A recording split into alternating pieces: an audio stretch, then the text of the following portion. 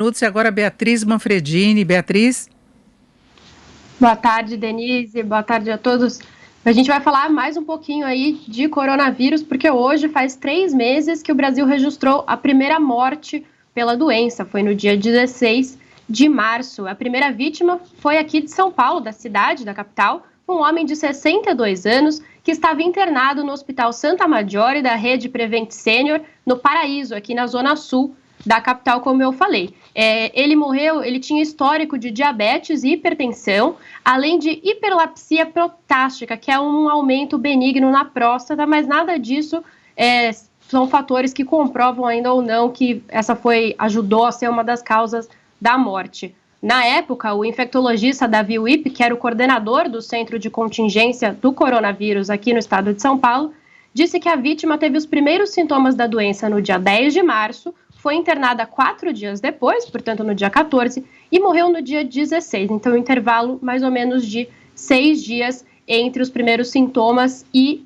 o óbito, Denise. E esse marco de 3 meses da primeira morte aqui no Brasil acontece justamente, como você estava conversando agora com o Vitor, nessa época de flexibilização, tanto aqui em São Paulo, que foi essa primeira morte, como em todo o Brasil. A gente tem vários estados adotando medidas de flexibilização e até aqui em São Paulo hoje a gente bateu um recorde no número de mortes registradas em 24 horas, né, de 365 mortes em um único dia. Então, é um cenário um pouco complicado, 3 meses já que a gente está nessa situação, mas parece que a gente ainda tem números bastante explosivos de mortes, Denise. Exatamente, Beatriz. E nós vamos conversar agora com o Dr. Celso Granato, que é diretor clínico do Grupo Fleury. Dr. Celso, boa tarde. Boa tarde, Denise. Boa tarde a todos. Bom, Dr. Celso, vamos falar do mapeamento da Covid-19 em São Paulo. Vai começar a segunda etapa, com apoio agora do Todos pela Educação, mas eu queria saber exatamente o que consta desse mapeamento, o que tem sendo registrado aqui em São Paulo. Olha, Denise, nós fizemos um estudo piloto. Você talvez esteja lembrada, há mais ou menos um mês atrás, 5 semanas atrás, para testar um pouquinho o sistema, né? Esse é um estudo inovador, a gente nunca tinha feito na cidade de São Paulo, então nós escolhemos um material de 520 pessoas de 6 bairros, que eram 6 bairros mais acometidos, seja porque tinham mais diagnóstico, seja porque tinha mais gente que tinha morrido por causa do Covid-19. Aí nós aprendemos um pouco mais com esse estudo piloto e a partir de ontem nós começamos a colher 1.000 amostras, cerca de 1.000 amostras, né? Então durante essa semana nós vamos colher 1.000 amostras, daqui a um mês nós vamos colher mais 1.000, até a gente completar mais 5.000 amostras. Então nós vamos ter no total mais ou menos 5.500 amostras. Nós recebemos um impulso muito importante com Todos pela Saúde, Hospital Sírio-Libanês, a Fundação Itaú, no sentido de que a gente consegue fazer um estudo muito maior do que a gente fez a primeira vez. E a ideia, como sempre, Denise, é a gente poder entender a dinâmica da infecção na cidade de São Paulo. É isso daí para mostrar também o percentual de resultados positivos dos laboratórios, das pessoas que têm anticorpos, é por aí, né, doutor? Então, como você estava comentando até agora há pouco com o Vitor, a gente tem várias medidas, né? Quando você pega os diagnósticos feitos com aquele teste no nariz, o teste molecular, ele está refletindo alguma coisa que aconteceu há mais ou menos uma semana. Quando você pega o número de mortes, você está pegando alguma coisa que aconteceu há 3 semanas. E esse teste que a gente faz, que é uma medida de anticorpos, é sorologia, a gente está pegando 1 mês ou mais, porque é o tempo que demora mais ou menos para todo mundo fazer anticorpo. Então são medidas que ajudam a gente no conjunto a entender o processo, porque eles pegam a doença em momentos diferentes.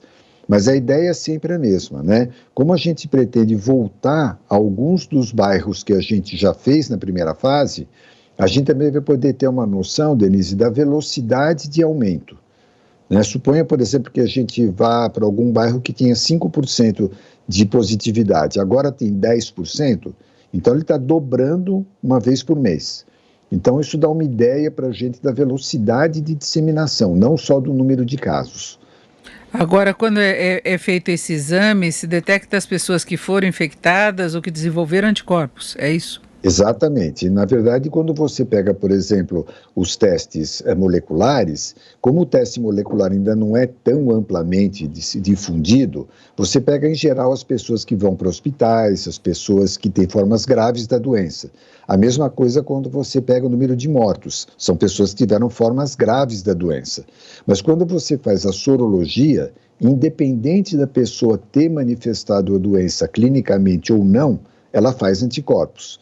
Então, você tem uma noção mais perfeita do número de pessoas que realmente se contaminou, porque isso não depende de você fazer o teste molecular, não depende de ter uma notificação de mortes, você conhece todo mundo que teve contato com o vírus. Em quanto que estaria o percentual hoje em São Paulo? Está ao redor de 5%. Foi o primeiro teste que nós fizemos naqueles 6 bairros, né? Então, ao redor de 5%. Agora a pergunta da Beatriz Manfredini. Bia? Doutor Celso, boa tarde. E esses testes que vão começar a ser aplicados, eles já podem refletir um possível aumento nessa velocidade de contágio, de número de casos, por causa da flexibilização aqui na capital? Ou ainda não dá tempo de pegar esses resultados da flexibilização? Boa tarde, Beatriz. Ainda não dá tempo, viu? Porque essa flexibilização foi principalmente agora na semana passada. Então, eu acho que a gente vai conseguir documentar isso na próxima rodada, né? Mais ou menos daqui a um mês, nós vamos fazer mais 1.000 casos, e aí a gente vai estar avaliando o que aconteceu a partir dessa semana passada.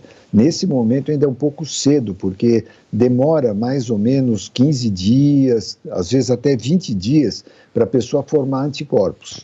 E então não vai dar para a gente pegar o da semana passada, mas daqui a um mês, com certeza a gente já vai começar a pegar os efeitos dessa flexibilização.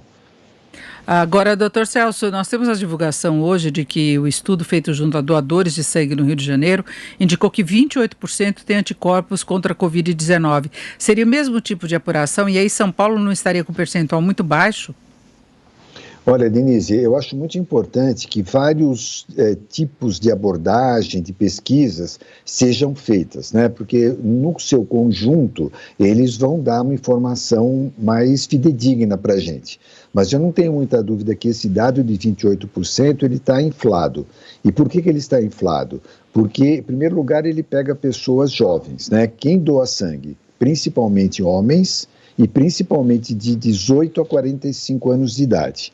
Quando você anuncia que você vai fazer esse exame no banco de sangue, muitas das pessoas vão doar sangue com a finalidade de receber o resultado.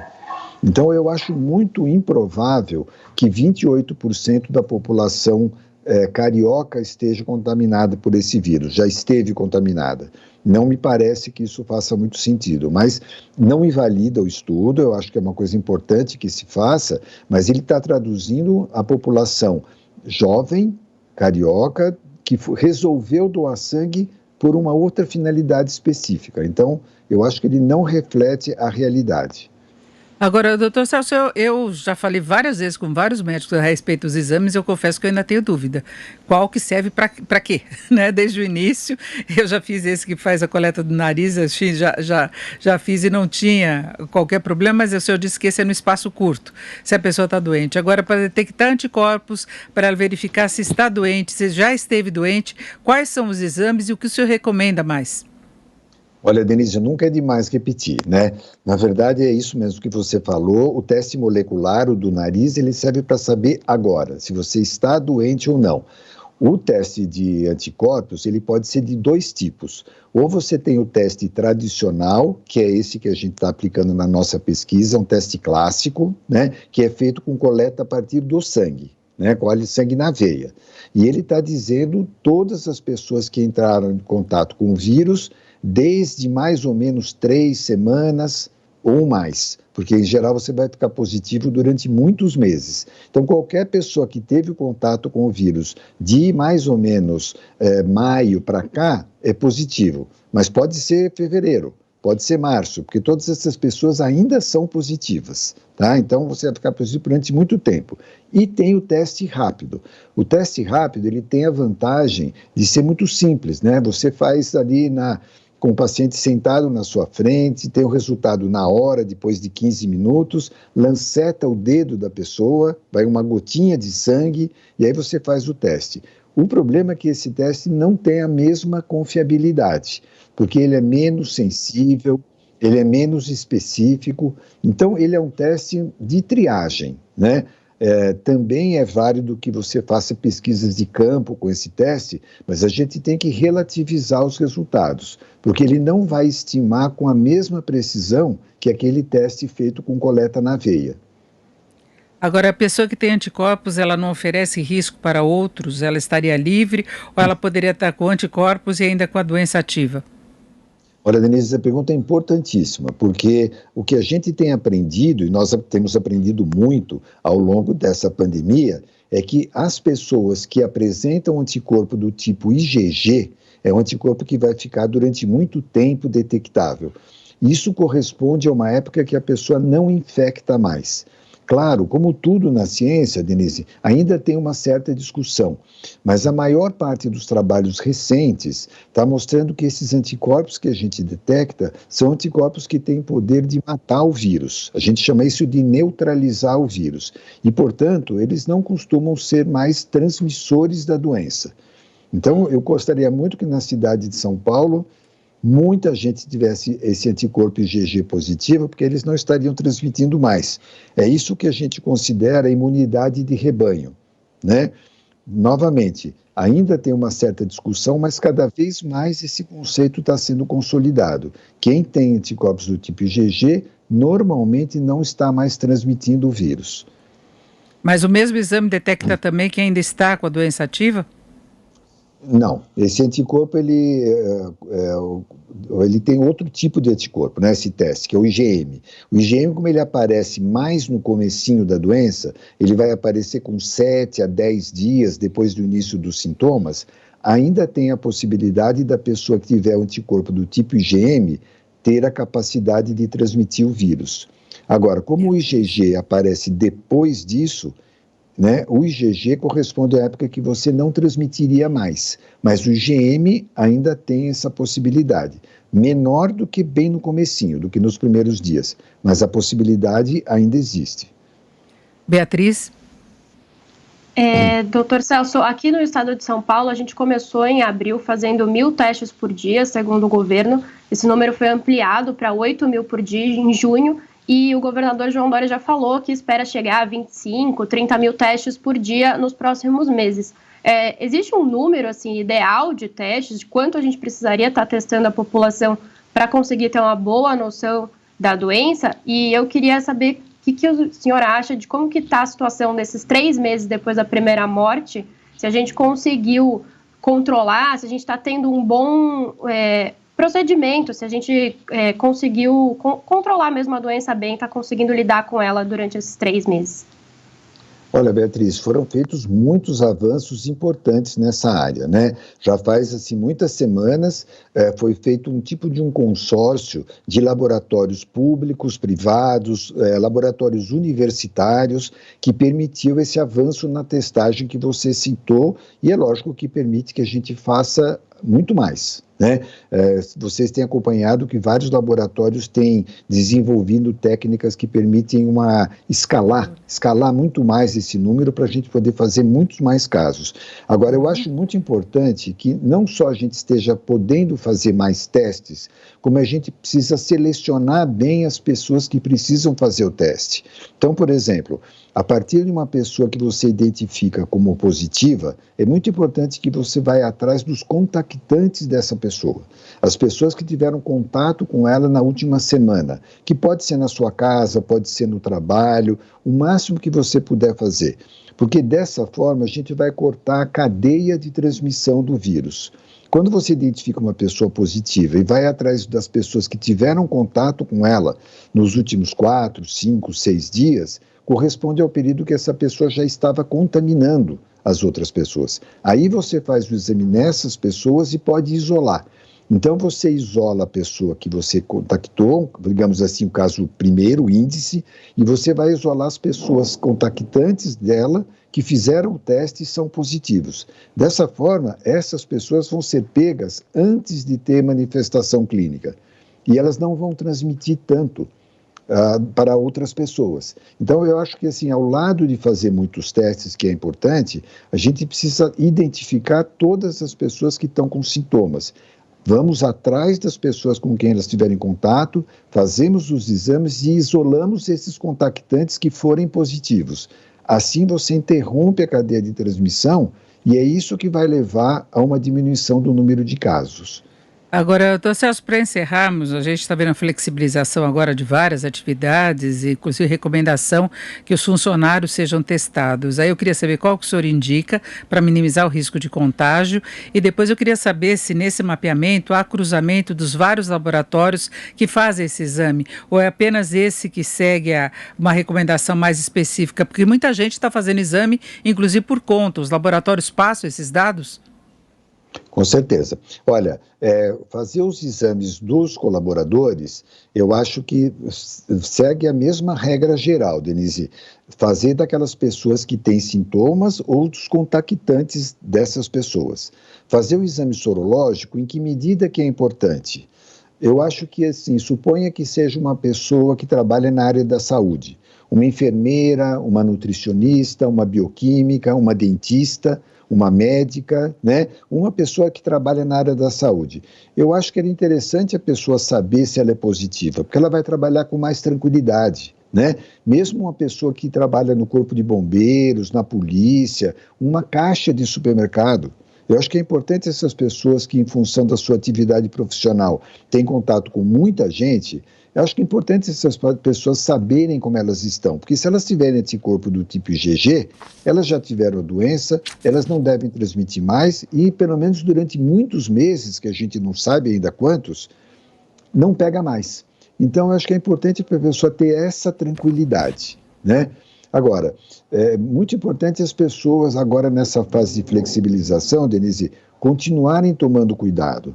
Eu acho que isso até é a informação que é mais importante. Exatamente porque nós estamos flexibilizando, as pessoas precisam tomar mais cuidado. Significa o quê?